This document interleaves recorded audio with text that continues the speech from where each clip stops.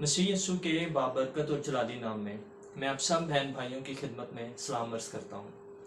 आज हम बात करना चाहते हैं कि जो खादमीन हैं उनकी ज़िंदगी में दुआ और रोज़े की कितनी अहमियत है। मत्ती की इंजील 10वां बाब उसकी पहली आयत में लिखा है, फिर उसने अपने 12 शागिर्दों को पास बुलाकर उनको नापाक रूहों पर इख्तियार बख्शा कि उनको निकाल लें और हर तरह की बीमारी और हर तरह की कमजोरी को दूर करें। मसीह यीशु ने जब अपने शागिर्दों को बुलाया तो मसीह ने उनको अथॉरिटी दी, उनको इख्तियार दिया कि वो बदरूहों को भी निकालें और हर तरह की बीमारी से लोगों को शिफा दें। अब ये जाते थे, बदरूहें भी निकालते थे, बीमार लोगों को भी शिफा देते थे। लेकिन मत्ती की इंजील 17वें बाब में हमें एक ऐसा वाक़या नज़र आता है जिसमें मसीह के शागिर्द अथॉरिटी होने के बावजूद एक बदरूह निकालने में नाकाम हो गए। वाक़या क्या है? 17वें बाब में इसका जिक्र है कि एक शख्स अपने बेटे को, जिसको मिर्गी आती है, उसको मसीह के शागिर्दों के पास लेकर आता है। लेकिन उस वक्त मसीह और उसके दूसरे 3 शागिर्द उन शागिर्दों के साथ नहीं होते। अब ये शख्स अपने बेटे को इन शागिर्दों के पास लाता है। इनके पास अथॉरिटी भी है, इनके पास इख्तियार भी है, लेकिन इसके बावजूद भी वो उस बेटे को शिफा नहीं दे सके, बदरूह को उस बेटे में से नहीं निकाल सके।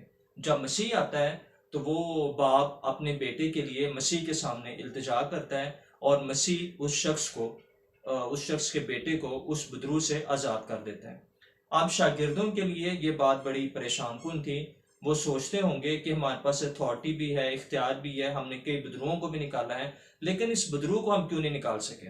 तो वो खलवत में मसीह के पास आकर इस बात का जवाब मांगते हैं। मसीह उनको 2 रीजंस देता है, 2 वजूहात उनको बताता है। पहली वजह मसीह ने ये कहा कि अपने ईमान की कमी के सबब से, और दूसरी वजह मसीह ने कहा कि ये किस्म दुआ के सिवा और किसी तरह नहीं निकल सकती। हमारी बाइबल में जो वर्ड दुआ इधर यूज किया गया है, कैथलिक बाइबल में और इंग्लिश ट्रांसलेशन में इसके लिए प्रेयर एंड फास्टिंग यानी कि 2 वर्ड्स यूज किए गए हैं, दुआ और रोज़ा।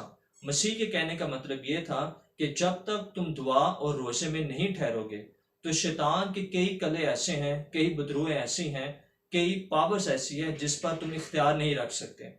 उन बदरूहों पर इख्तियार रखने के लिए तुम्हें दुआ में टाइम स्पेंड करना पड़ेगा, तुम्हें रोज़ों में टाइम स्पेंड करना पड़ेगा।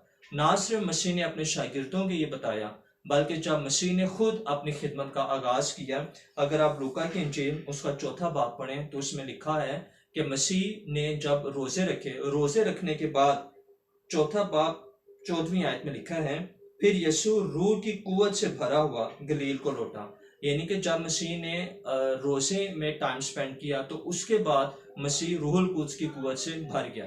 अगर मसीह यीशु अपनी खिदमत का आगाज़ रोज़ों के बगैर उन्होंने नहीं किया तो जितने भी खादमीन हैं उनको भी चाहिए कि जब तक वो दुआ और रोज़े को अपना मामूल ना बनाए, उनकी खिदमत इफेक्टिव नहीं हो सकती। कई शैतान के कले ऐसे हैं जिनको हम गिरा नहीं सकते जब तक हम दुआ और रोज़े में टाइम स्पेंड ना करें। तो ये खुसूसन मैसेज तमाम खादमीन के लिए है जो खिदमत कर रहे हैं, जो खुदा की बादशाहत को फैला रहे हैं। अगर आप इफेक्टिवली ये काम करना चाहते हैं तो आप भी रोज़े और दुआ को अपना मामूल बनाएं। खुदा इस कलाम के वसीले से आपको बरकत है। Thank you.